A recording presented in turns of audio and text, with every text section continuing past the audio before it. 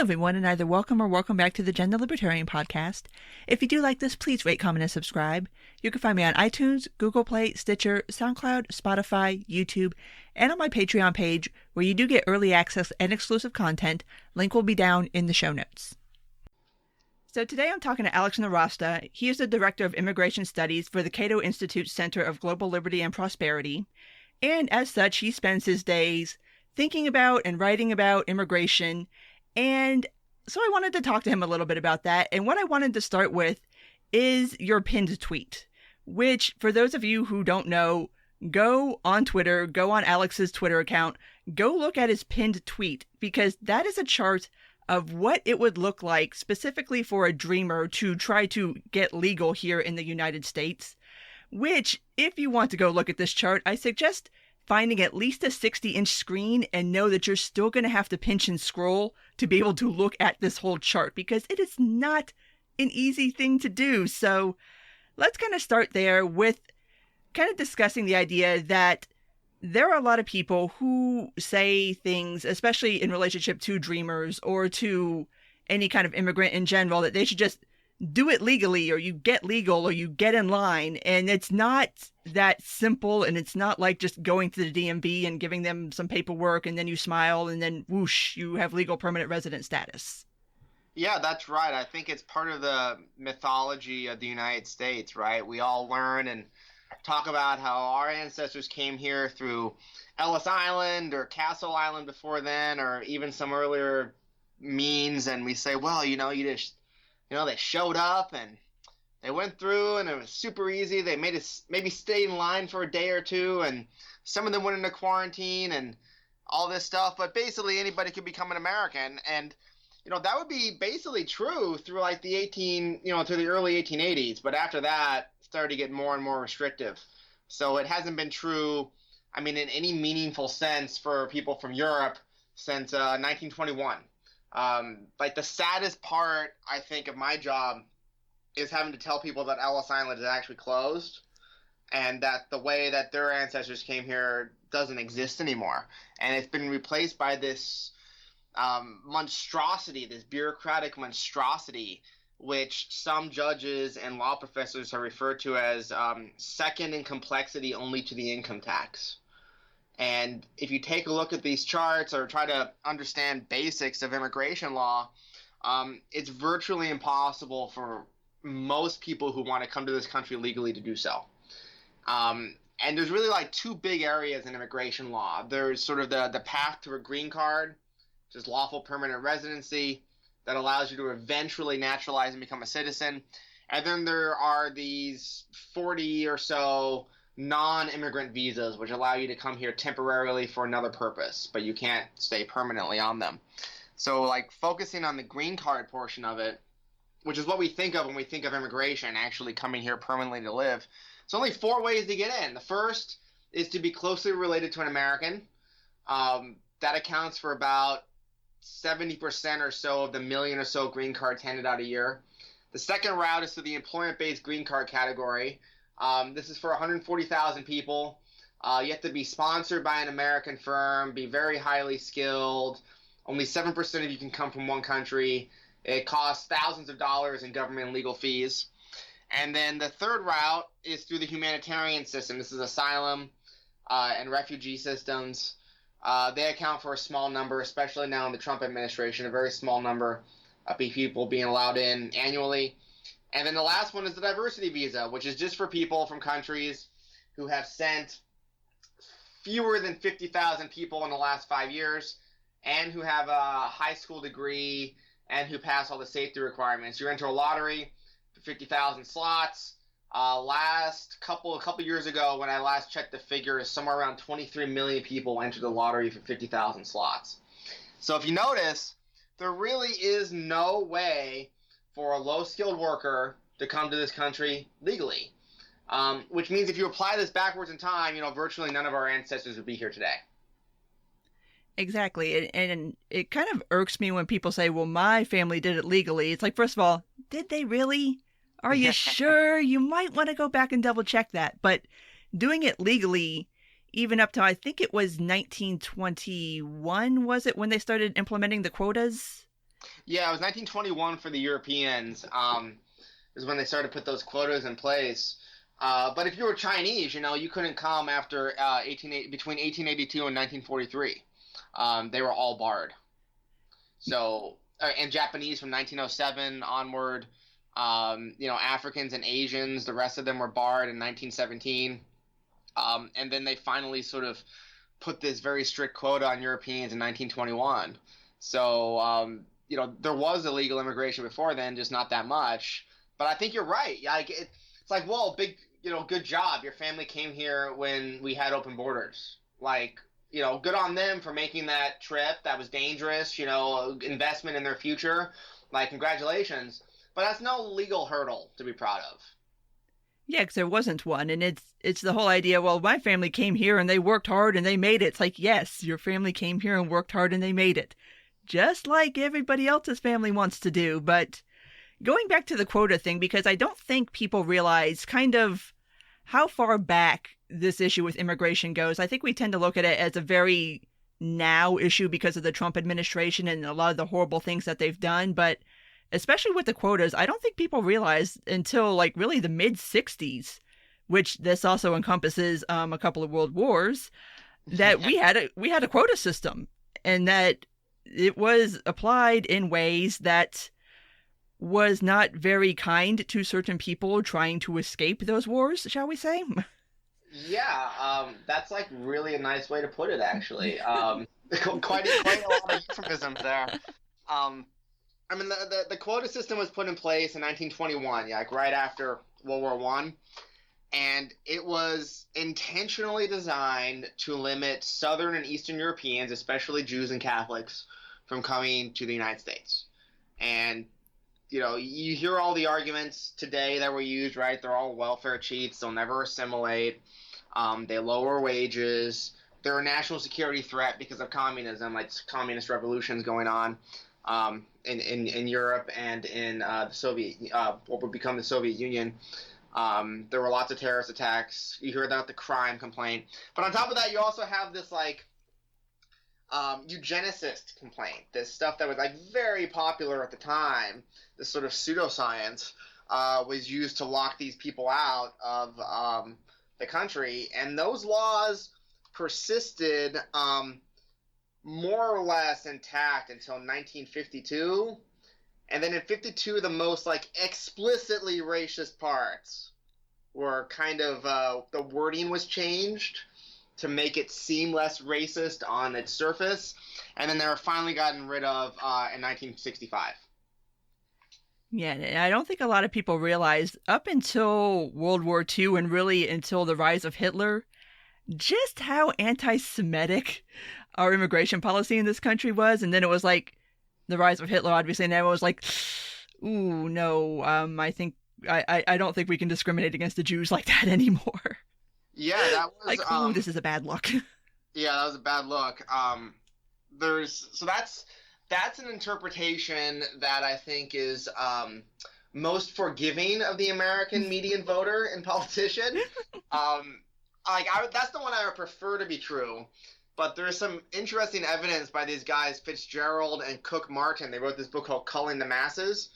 And their theory is that immigration was liberalized after the war as part of the Cold War, as part of sort of anti-Soviet political actions and propaganda. Because the Soviets are like trying to get the third world that was becoming independent to be on their side. The U.S. was trying to get them to be on the U.S. side. And the Soviets are like, listen, we actually respect you. We'd let you immigrate to the Soviet Union, but these Americans who have all these racist eugenicist laws, you're not even allowed to go there, Africans and Asians and most Europeans. So, you can listen to what they tell you, but when push comes to shove, they don't like you that much. So we really do like you. And they argue in this book that was the major reason, not like any kind of post-war guilt, although, I think guilt plays more of a role than they probably think. I think there's a lot to their thesis. I think there might be something to that, too, because the Soviet Union also did the same thing with women, as contrasting their treatment of women to the U.S. by saying, like, oh, look, we send women to space. They won't even let women go to work. See how much better we are than they are? Yeah. In the context of the Cold War, a lot more of these actions make sense, I think, and can be explained by this. Yeah, but I want to kind of pivot from that because I think this is a pretty good pivot point to kind of the attitudes in this country against immigration and how a lot of them, and I try my best to engage this in good faith because I don't like to make assumptions about everybody who is anti-immigration or who has kind of more restrictionist viewpoints, but I do think there is kind of this very emotional slash anti-intellectual reaction to immigration that, again, when you're somebody who doesn't spend a lot of time thinking about these sorts of things, it just kind of sounds good in your head and it sounds kind of like logical and common sense, but it's really kind of not when you start to drill down on it. So I'm trying to figure out ways to kind of get around that, to try to talk about immigration with people who have more of a restrictionist viewpoint. This is something that I've been struggling with forever. And we have a couple problems, right? One is the law is really complicated, and two, nobody understands it. And I guess the third problem is everybody has a sense of American history in immigration, which is largely true, but not true anymore. So, like, these three things, I think, combined make it very difficult to convey to people just how messed up the current system is. Because, like, I give these talks all the time in Arizona where I talk to, like, Republican audiences. And one time years ago, I gave this talk about illegal immigration and economics. And this nice old lady came up to me afterwards and she said, listen, I understand what you mean about immigration and how it affects the economy and it's good, but why don't the illegal immigrants just go to the post office and register and become legal? I wish it was that easy. Yeah, I wish it was that easy, but I also understand, right? Like, if that's how you thought it worked, and you see, 10, 11, 12 million illegal immigrants, you got to wonder, like, what are they doing here? Why don't they go to the post office? What are they hiding? All this stuff. So I'm convinced, like, if we just somehow convey to the American public how complicated immigration actually is and how restrictive it is, that's like 70% of the battle. Yeah, and it's trying to explain to people how really genuinely difficult it is to become a U.S. citizen if you're not native born. It's not a simple process. You have to start at a very specific spot and do a very specific series of events at very specific times. And if you don't do that, then you do not have a shot at being a U.S. citizen. Yeah, and nobody really understands this. It's like trying to have a conversation with somebody about cutting income tax rates when they don't even know what an income tax is. They don't even know the U.S. has one. Like, how do you start that conversation? Besides just like lecturing them about what an income tax is. Yeah, I think a good one to try to use is, especially since this is sadly going to become a topic again, the DACA recipients, the dreamers, and people who say, well, why didn't they just get legal at some point? I'm like, okay, they missed their window. Like, if your parents brought you here and didn't apply for asylum or refugee status, when they got here or up to a year afterwards, that's it. That was your shot. And if you didn't take that, then you have no legal pathway to citizenship as it stands right now. Yeah, that's right. And if you leave for any purpose, you can't come back for under any circumstances for 10 years. Yep. And if you try, you get a permanent ban on coming back to the United States for any reason. Even if you're married to a U.S. citizen and you go abroad to try to get your green card, because you have to get those at U.S. embassies abroad usually, or consulates, even then, you can't come back. And people just don't understand this. They think it's like, oh, well, I filled out a form wrong. Oh, my bad. I guess, I get a do-over. It's like, no, you don't. No. You don't get it. Yeah, you get one shot. That's it. You screw up, you're done. Yep. And I think this, like, very horrible, and it's not like, if I mess up some other form, I'm going to have to go down to the DMV, and that's terrible. It's a waste of my time. I hate the DMV. But if I don't get a driver's license, I mean, that's going to be bad for me. That's going to limit my income, limit my freedom, my choices, etc. But it's not as bad as being deported to a country that I don't remember, that I don't speak the language of, that I haven't been to in like 25 years, where my income, like even if I have a driver's license, would be cut by like 80% compared to the United States. So it's quite a punishment. Yeah, it's steep, and especially the longer you've been here.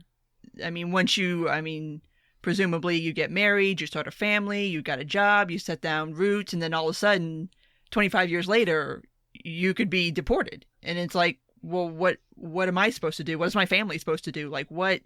And there's no way around that. There's no way to fix that unless you get a very good lawyer who can somehow convince an immigration judge to let you stay, which is something that is becoming increasingly difficult by the day, to get an immigration judge to give a stay of deportation, or even better, to give somebody legal permanent resident status, or to even get citizenship. It's like, this isn't even really a possibility for most of these people. No, it's not. And some of the cases that break my heart the most are the ones where you have somebody who was adopted as a young child, came to the United States, and their adoptive parents didn't fill out the paperwork properly. And they've lived here forever on a green card, and then something happens where they commit an offense, or they didn't refile for their green card and it expires, and then they have to be deported even though they came here as like a 3-year-old and were adopted and don't remember anything about the country where they were born in. There are some cases of that, and I don't know. I mean, that seems like a life-shattering event. Yeah, that reminds me of the case that was, gosh, a couple of months ago now, where there was actually a Border Patrol agent who lived his whole life. He's like in his, 40s? Mm-hmm. I mean, lived his whole life here, was actually a employee of the U.S. government, did not know that he was here illegally. Believed his whole life he was a legal citizen. Yeah, I think he found out, right, when he was gonna go apply for a passport, I think. Yeah. Like for the first time. And that's when he sort of found out that no, he was actually born in Mexico, and his parents brought him over when he was like 8 weeks old. Yeah, and he didn't know. Like, obviously he passed numerous background checks. Clearly, he's a Border Patrol agent, so the U.S. government didn't know, which brings into question the validity of the U.S. government even being able to verify this kind of stuff, because clearly they weren't in his case. He had something that passed for a U.S. birth certificate, obviously, so he had a driver's license and a social security card and could pass a background check, but was here illegally. And so now his whole life is just upended, and I don't know if they ever decided if they were going to actually deport him or not, but he had a wife and kids and his whole life here, and it's just like, and a lot of people like to point and laugh at that because he's Border Patrol, and I'm like, you know what? That's still a really messed up situation to find yourself in. I mean, that's horrible.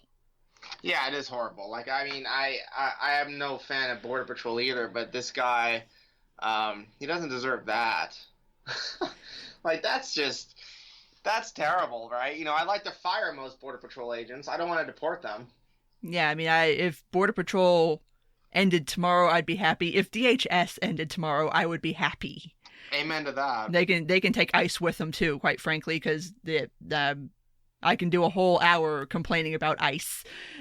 But yeah, I think kind of to bring it back to my original point is because this isn't a topic that if you're native born, you don't really spend a lot of time thinking about it. But yeah, our immigration system is really fundamentally broken, and there doesn't seem to be any kind of political will, at least not in the branch of government where these things are supposed to happen, which would be the legislative branch, to do anything about it. So in this vacuum, we've got the executive branch doing what the hell ever they feel like on a daily basis and just making these horrible, horrible, horrible situations. And this obviously goes back to the Obama administration too, and to the Bush administration, although Bush was better on immigration than Obama or Trump, but still we had these situations. But yeah, absolutely. I mean, it's devastating. It's devastating stuff.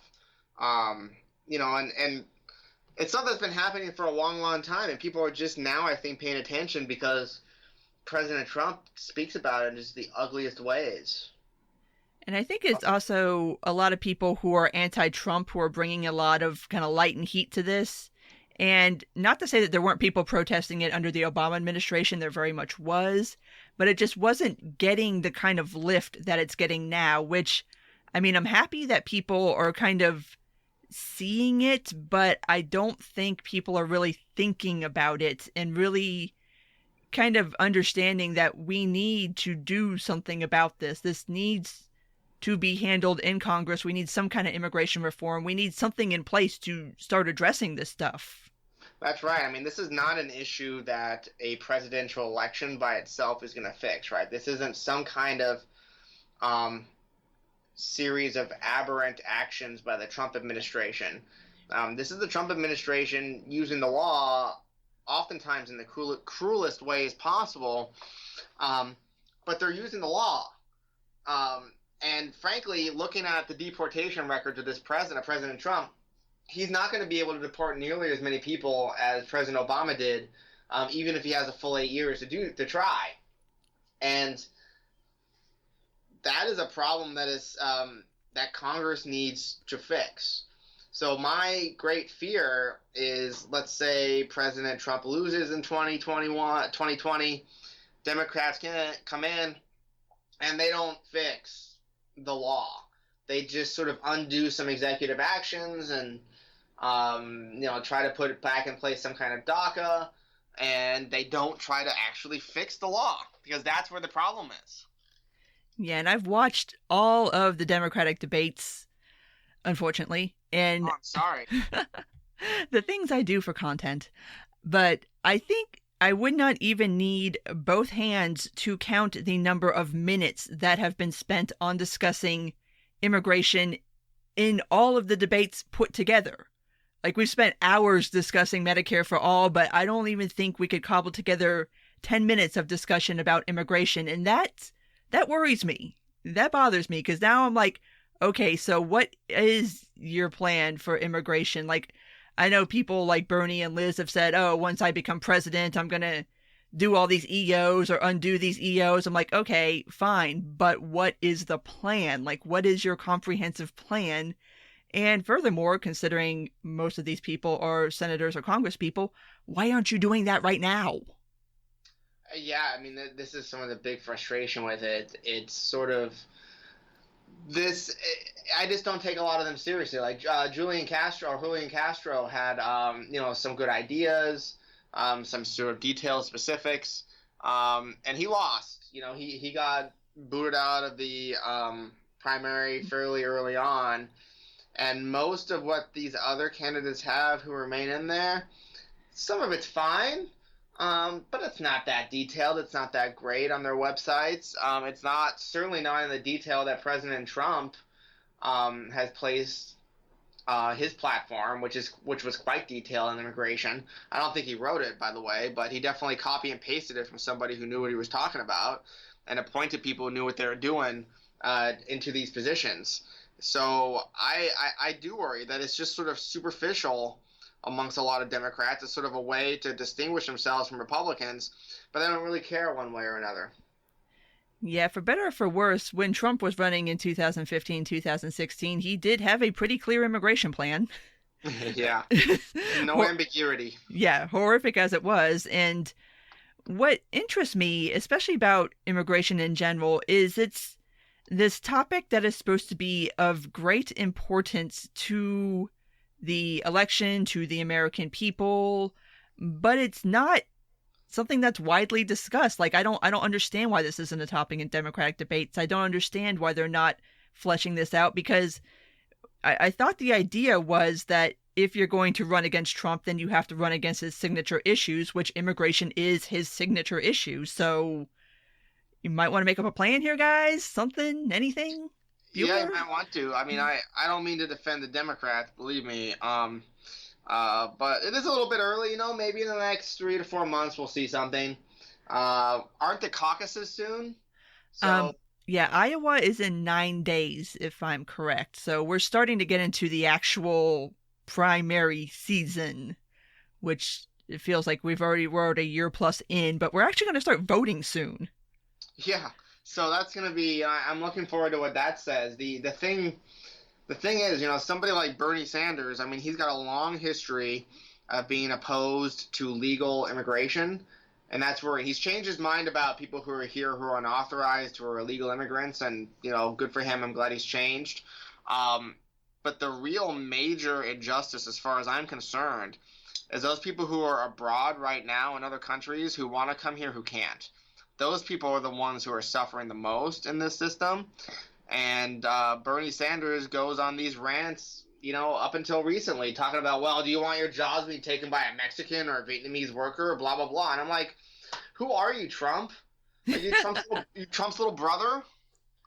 I've pointed out, especially on that and on the economy, honestly, there's not a lot of daylight between Trump and Bernie Sanders. They really are, different emphasis, I think, but they're, in terms of what they actually want to do in the economy and the policy, at least on immigration and trade, pretty close. Yeah, I don't think I could tell them apart if they, one was president or the other was. I'm not sure if I could. Yeah, both very much economic nationalists, both very much immigration restrictionists. So yeah, and that's something that I think is underappreciated, right? I think Bernie is coming at it from like a less vindictive in terms of like less ethnic scaremongering, and he's definitely much more supportive of Dreamers and those fellas. So I'll give him credit for that. But when it comes to legal immigration, allowing in more people coming in lawfully, I don't think there's much difference between Bernie and Trump. I think they're about the same. Yeah, and I could see under a Bernie administration, especially like H-1Bs and more work-based visas like that, getting slashed even more so than they already are in the name of economic nationalism and protectionism. Yeah, I mean, the thing that worries me about Democrats is that they're much more competent when it comes to administration and bureaucracy than Republicans are. So many of these executive actions that President Trump has put in place are just like so poorly written. A lot of them are struck down multiple times before they finally stick. They're not comprehensive. But somebody like Bernie Sanders, if he actually has the Democratic Party and those bureaucrats behind him, he could do a lot more quickly and a lot more competently than Donald Trump. That's worrying.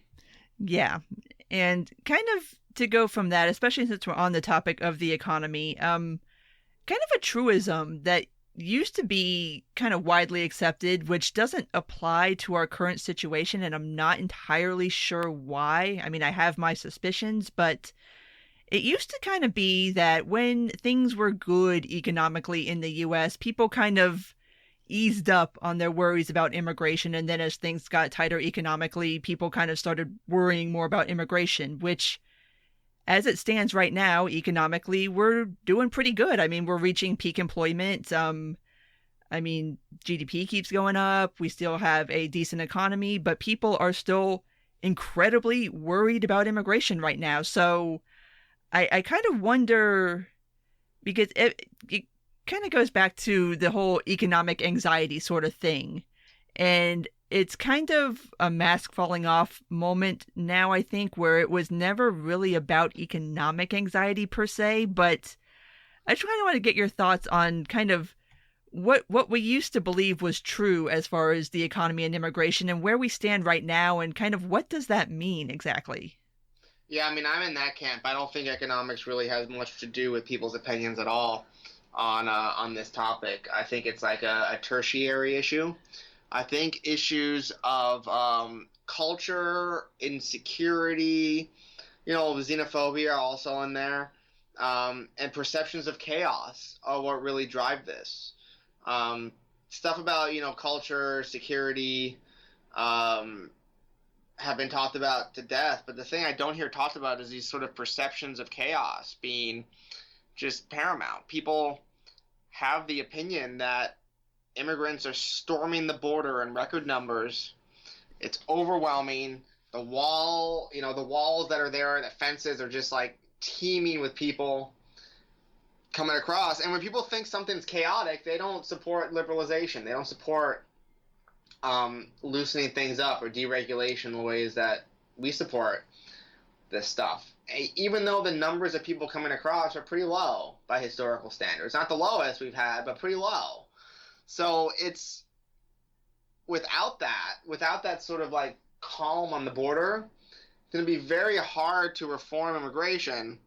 But then we can't get the calm on the border unless we reform immigration. So it's like this double-edged sword, and it's something that us alone amongst all developed nations have to deal with. Yeah, and it doesn't help that restrictionists kind of paint the caravans and stuff like that as an invasion. Like, we're being invaded, like, by who? What, I'm sorry, what army is invading us? Who are they representing? Exactly. You have like this caravan of like 1,000 people that starts like 1,000 miles away, and only a fraction of them get here, or none of them get here. And it's painted as like an army marching toward the border, and it's just crazy. People believe the craziest things. Like, if I thought building a border wall would make people calm down about the border and think it's secure, I'd be like, heck yes, let's do it. The problem is, when you do that, you're going to have all these cameras, so then every time somebody crosses the border illegally, you're going to have a picture, and those are going to run on the news, and it's going to freak people out, even if the numbers fall by 99%. People are going to think it's even more chaotic and more crazy. So anything we can do to make it less chaotic and saner, I think, is like something that would really help with convincing the public that immigration is good and immigration reform is a good thing. Yeah, and I wish there was a way, and again, this goes towards actually having actual honest-to-God congressional immigration reform to streamline the process so that there is a line that people can get in and you can kind of do things in a logical way and not have to do it in this kind of haphazard way, especially that people coming to the southern border have to do it because there's no other way for them to do it. Like, this is it. The asylum process is it for these people. And yeah. I don't think a lot of people understand that. They don't understand that. That the chaos is a making of our own terribly restrictive system. And we're not going to get rid of that chaos until the system is changed and liberalized. Like in the same way that the murder rate in the 1920s and 30s didn't really start to fall permanently until Prohibition was ended. So, but the thing is, like, people just don't think that way. Policymakers don't think that way. Politicians don't think that way. American voters don't think that way. Like, when people see chaotic situations like going on, their reaction is, well, we need to get it under control. We need police, we need walls, we need security. Nobody ever thinks, or rarely thinks, except for us libertarians, thinks the answer is going to be to, legalize and open up. Yeah, the answer is never, well, why don't we just let them in? It's always to this kind of, well, we have to stop them or put them in jails. And it kind of goes to what's a very carceral mindset among a lot of non-libertarians and people who don't think about this kind of stuff. And it's like, okay, what harm are these people doing? Like, who's being harmed here? You're crossing from one side of a magical invisible line to the other. Who's the injured party here? Who's being hurt? Like, what did these people do to you? Yeah, I hear, all manner of like ridiculous arguments about that. From crime to terrorism to they're lowering wages, or one of my favorites, right, is they're destroying American sovereignty, whatever that even means. Yeah. I'm not sure. This is like magic words. They're destroying our community. It's like, really? Some guy coming here to work hard in a city you've never been to inside your country is going to destroy your community thousands of miles away? Really? It's just like ridiculous. I mean, it's a chorus of like really tiny complaints that are really pathetic in the most part, that are really sort of the world's smallest violin type complaints. And I just have a very hard time respecting most of them. Like, I've looked into them. I've spent years looking into them, trying to make the best case that they can possibly make. And a lot of them are just like laughable. It's like, that's not true. Like, illegal immigrants are coming here and committing an enormous amount of crime. It's like, that is absolutely not true. They're far less likely to commit crimes than native-born Americans, just by example. Here's all the evidence. And then they cite me back like some anecdote, whereas they would never do that if it was the gun debate.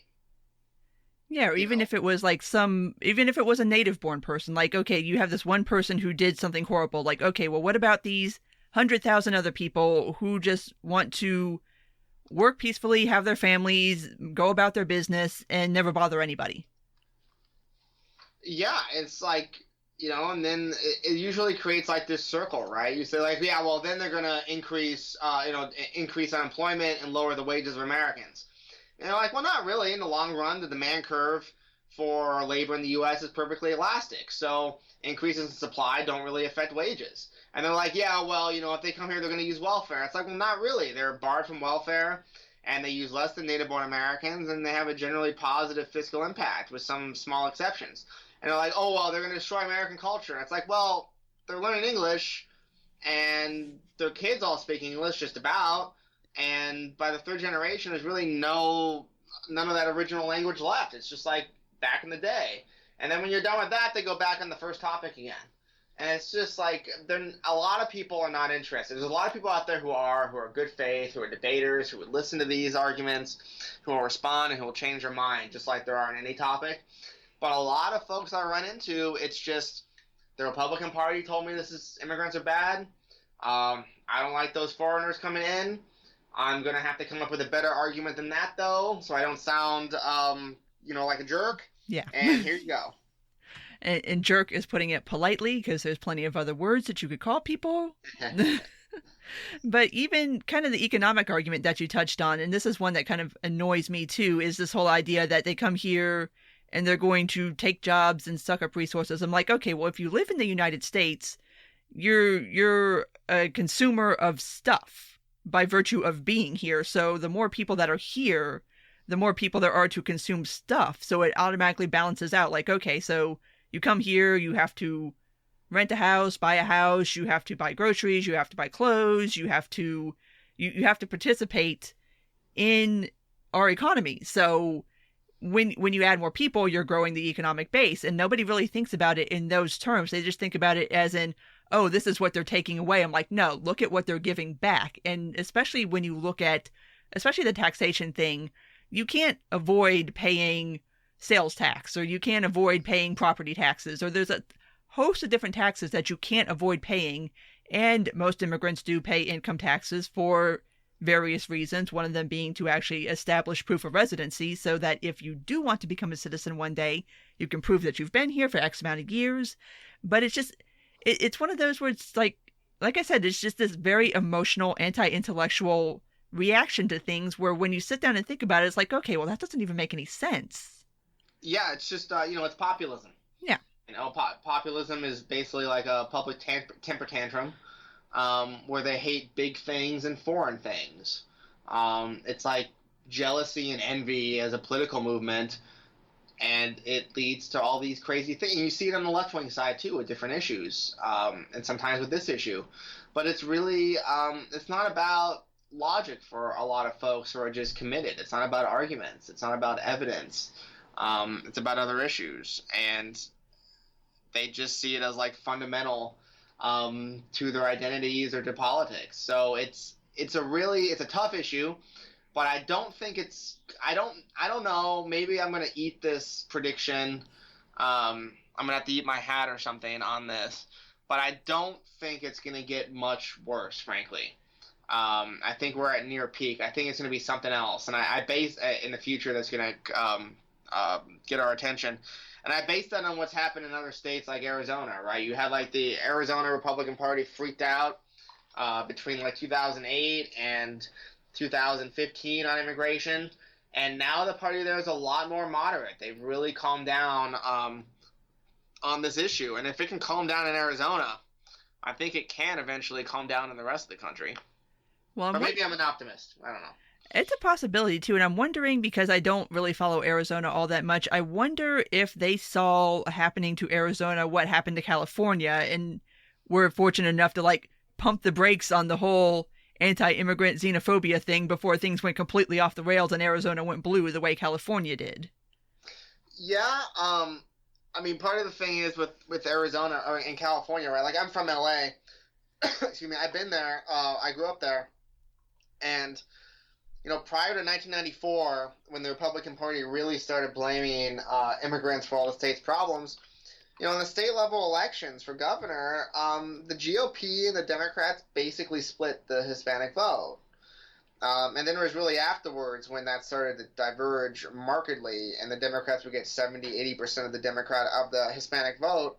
But it made such a big difference because the Hispanic population was growing so rapidly at that time. It was on quite the upward trajectory in California. But these laws were passed in Arizona when Hispanic immigration and demographics were really cooling down. So the population growth in Arizona for Hispanics has been a lot lower than it was for California in the 90s for Hispanics. So the GOP in Arizona might have just gotten lucky in terms of when they decided to pick this battle. That is a distinct possibility. Like I said, I don't really look into it, but I'm wondering, especially when people try to make the argument against immigrants, they're like, oh, well, if they come here, they're going to vote Democrat or vote the wrong way, which is really what they're saying, which is, well, yes, if you keep villainizing people, then yes, they're not going to vote for you. Like, that's kind of common basic logic. So yeah. I wonder if that trend continues like nationwide and you do start seeing even more of this backlash. I wonder if if the light bulb will come on, or if people will triple and quadruple down on the idea that, well, we can't let these people in because they're going to vote wrong. So I think it's going to continue, but on the other side of it is the country is getting older, and older people tend to vote more Republican, right? So younger people who are more diverse tend to vote Democratic. Older people tend to vote more Republican. So it seems to be balancing out like pretty well and shifting, which is one of the things why you see Florida becoming like a little bit redder. In places that have like growing immigrant populations. Well, Florida has a lot of immigrants, but you have a lot of like the elderly populations growing a lot too. But then you have a place like, some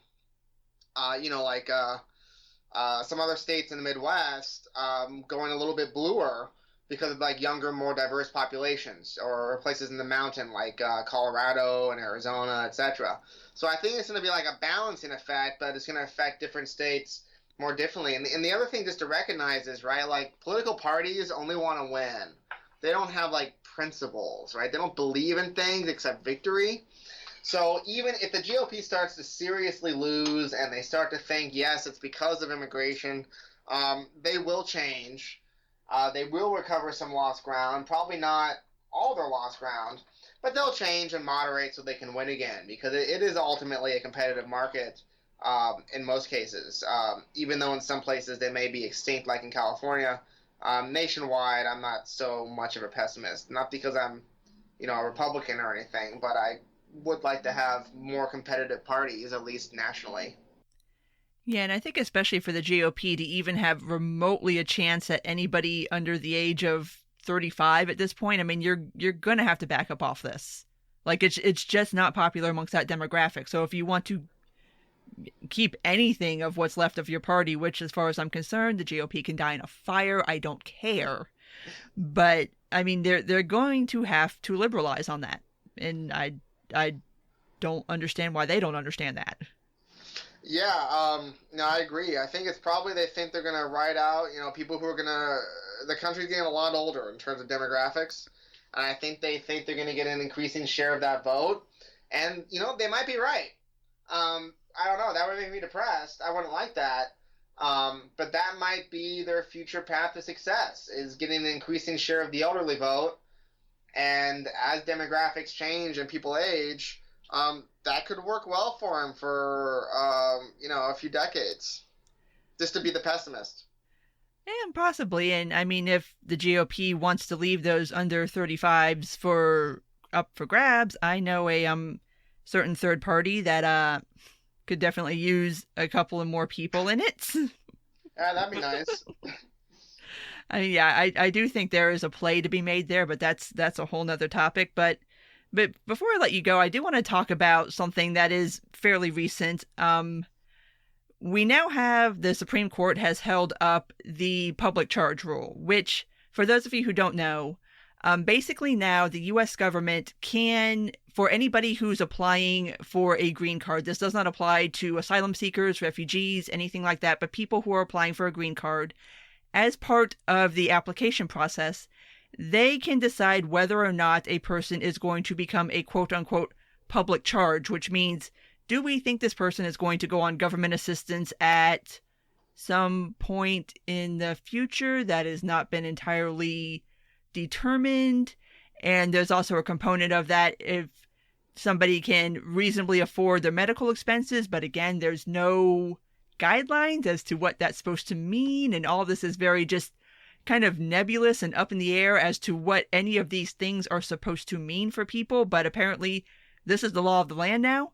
So I want to touch on the welfare question, because this is another one that I don't think people really understand, and that is that, as you mentioned before, immigrants do use less welfare than native-born, and that there's also a reason for that, which is that there's a lot of legal barriers to immigrants using government assistance that people don't understand already exist.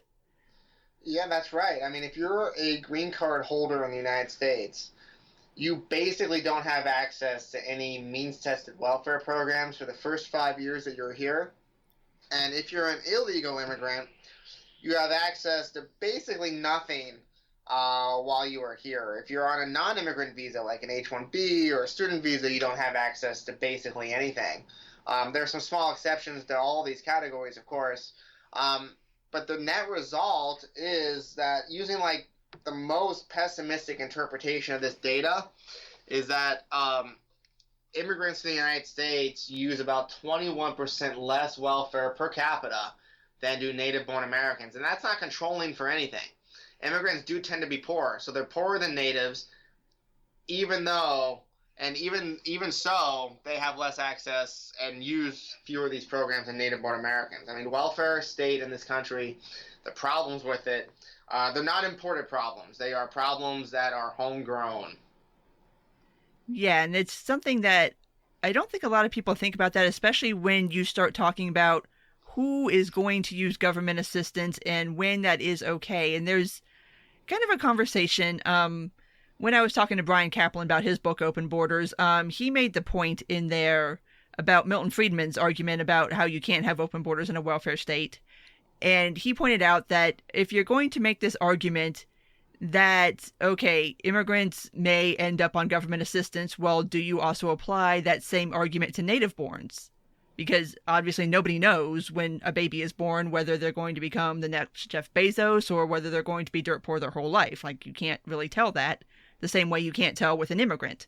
So, like, how far down the rabbit hole do you really want to go with this argument? Yeah, and, Brian's a friend of mine. I completely agree with that. I mean, the other thing that bugs me with that Milton Friedman argument is that almost everybody forgets the second part of his quote, which is Milton Friedman then said that's why he favors illegal immigration, because they can't use welfare. Yeah, exactly.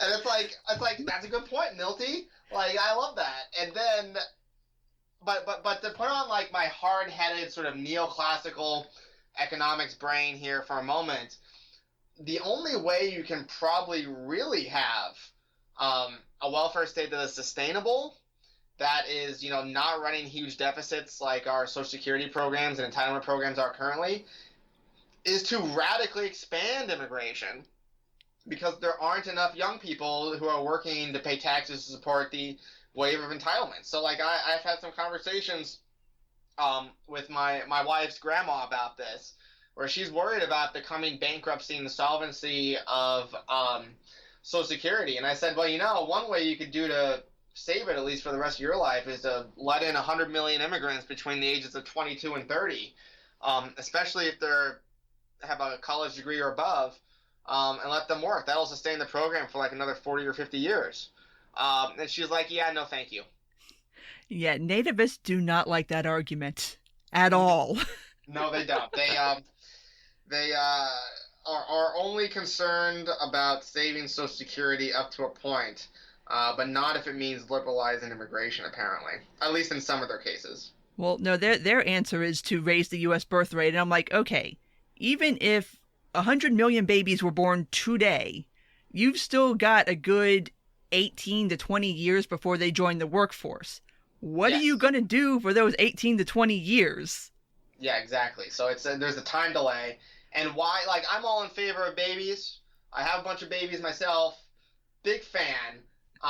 But if we're thinking about sort of the fiscal state of the United States, why not let some other government educate them, and then they can come over and start working right away? Exactly. Get them once somebody else has already paid for their education. You come here, you work, and then the U.S. doesn't really have anything economically speaking invested in these people. So it's really just all upside. And especially when you think about like DACA recipients and stuff like that, part of that deal is that you pay into these systems your whole life, but you will never get to withdraw from them. Yeah.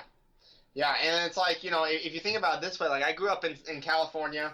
I went to public school in California. Like I'm paying taxes now, but I'm not working and living in California. So I have a much bigger drain, my existence, on the finances of the state of California than just about any immigrant is in California who came there at the age of like 18 or later. Yeah, because California invested in you and you left. Yeah, I'm a traitor. I emigrated to a different country, to Virginia, and I don't need a passport, thankfully, to be here. And I think that's actually an effective way to look at immigration is when you talk about people crossing borders, like, okay, well, what happens when you cross the borders within the U.S.? Like, if you move from one state to another state, like, is there something wrong with that? Like, does the other state owe you some kind of compensation? Do we make the same arguments of people moving from state to state that we do from country to country? And by and large, the answer is no, because everybody accepts that within the United States, if you're a U.S. citizen, you could go about where you want and live in whatever city, country, state you choose to, and nobody really bats an eye at that. Yeah, it's one of the things that bugs me about nationalists the most, right? They talk about, oh, well, nationalism, and the nation state is just the people picking a government for themselves. But then on the other hand, and the nation state exists to support us, et cetera, et cetera. And then on the other hand, like, it's all about how we owe it a bunch of stuff, including like our loyalty and all of our property and everything else. So it's like all of those principles. Well, yeah, the government exists to protect my rights. All basically goes out the window. It's like no. What do you owe the government, right? Like you got the benefits of being in a society. So you are being born into a society. So you owe it everything. And it's like, well, let's apply that to the state level, shall we? Let's take your like collectivist, anti-individualist creed and apply it to Americans inside of the United States, and that never goes over well. People just don't get it. No, and it's just nativist arguments are just so hard to listen to as a libertarian because it's like, at some point you just start like gripping the arms of your chair, like, oh my God, what is wrong with you? Yeah, like what? And when I was younger, right, like I remember, like I'm 36, so I grew up, I remember all the anti-WTO protests and all this nonsense in the 90s and early 2000s. And, it was my liberal friends who would say things like, oh, the corporations are destroying our community and our culture and blah, blah, blah. And now it's, conservatives who are saying this stuff, the corporations and the immigrants are the ones destroying our communities and our culture and blah, blah, blah. So I'm old enough that I remember when the other side was making all these arguments. And frankly, they don't sound any better coming out of the mouths of my right-wing friends than they do when they came out of the mouths of my left-wing friends. And what's frightening is now it's coming out of both sides. Yeah, well, yeah, don't make me, don't make me cry here. I'll say this about some Democrats, right? Like I watched I watched some of these primaries, not too many of them.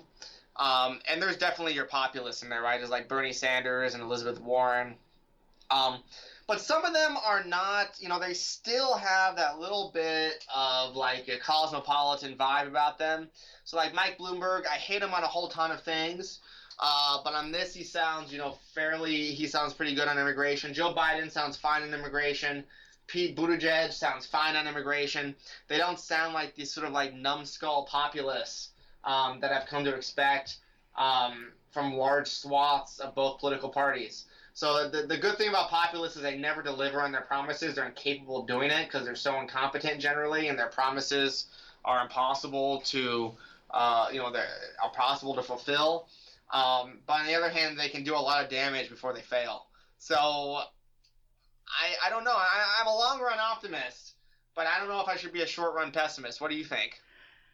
I don't know. It's just the fact that it's coming from both sides now and that it is gaining so much traction on both the right and the left. Aside from Biden, which he kind of fluctuates in the polls, both Bernie and Liz are economic populists and they are protectionist. And it's that this is gaining kind of traction on both sides, especially the right, because the right has always been, at least in my lifetime, the free traders and the open trades, and we have trade agreements, and of course we're globalists. And now watching that kind of retract, it's like, okay, who's going to make the argument for free trade now? Because it's apparently not very popular anymore, and this is making me very nervous, and I don't like this. And I know whoever wins this year, I'm not going to like it, unless by some crazy somehow something comes together and the Libertarian nominee wins, which even I'm not that optimistic. But I don't see things getting any better over the next 4 to 8 years, and I don't know how much damage is going to be done and how much work it's going to take to repair it. Especially when you look at things like the tariff situation, and how especially countries that we have already levied tariffs on are starting to find other trade routes.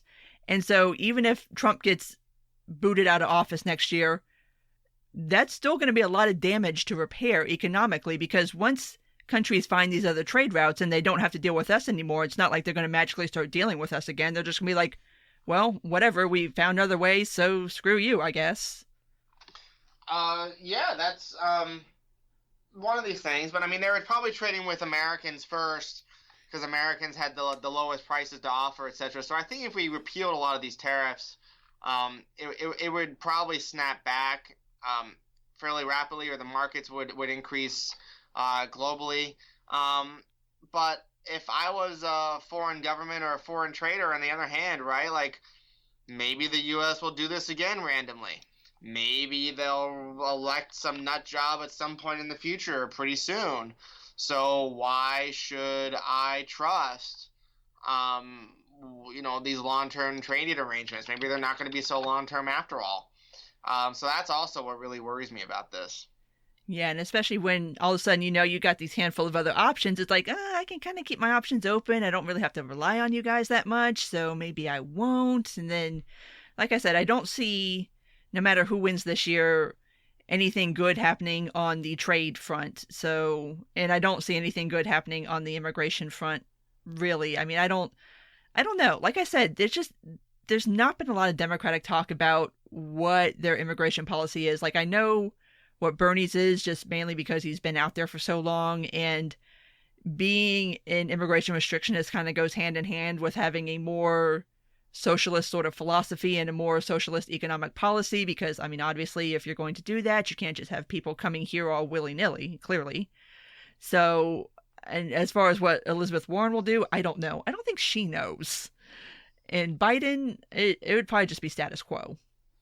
Probably. I think it would be status quo of what people in the Democratic Party want for Biden. Elizabeth Warren will just, make something up and convince her fans that she's got a really thorough, thought-through, really smart platform that is consistent with math or something. So I have, I'm not a big fan of Joe Biden, obviously. There's a lot of things wrong with the guy. But I think he'd basically be like the median Democrat, which is currently a lot better on this issue than populists of any stripe.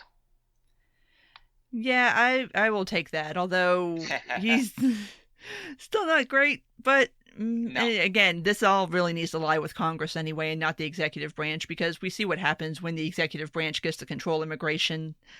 Bad things happen. Really bad things. Yeah, absolutely. This is something that Congress has to fix, and the role of the president should be a lot less. But unfortunately, I don't know if that's going to happen anytime soon. I don't think it is either, just because, I mean, judging from what's happened the past couple of times somebody's tried to bring up immigration, I mean, the last real push was from W, and he basically got eviscerated by his own party.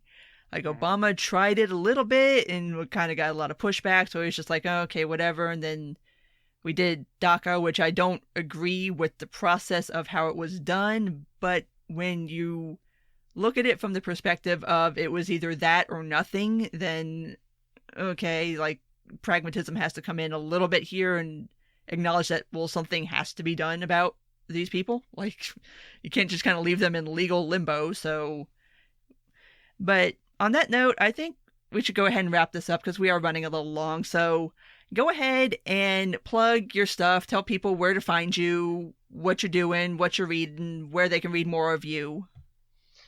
So you can come to the Cato's website, cato.org, and find all of our immigration work there.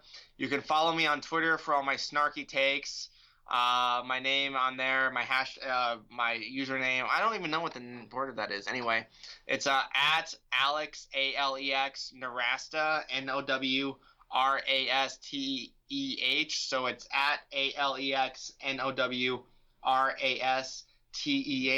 So come and follow me, all my snarky takes, as well as all of my work on immigration. Yes, and he's written many white papers. I've written a ton of papers, ton of blogs, ton of academic papers, working on a couple books right now.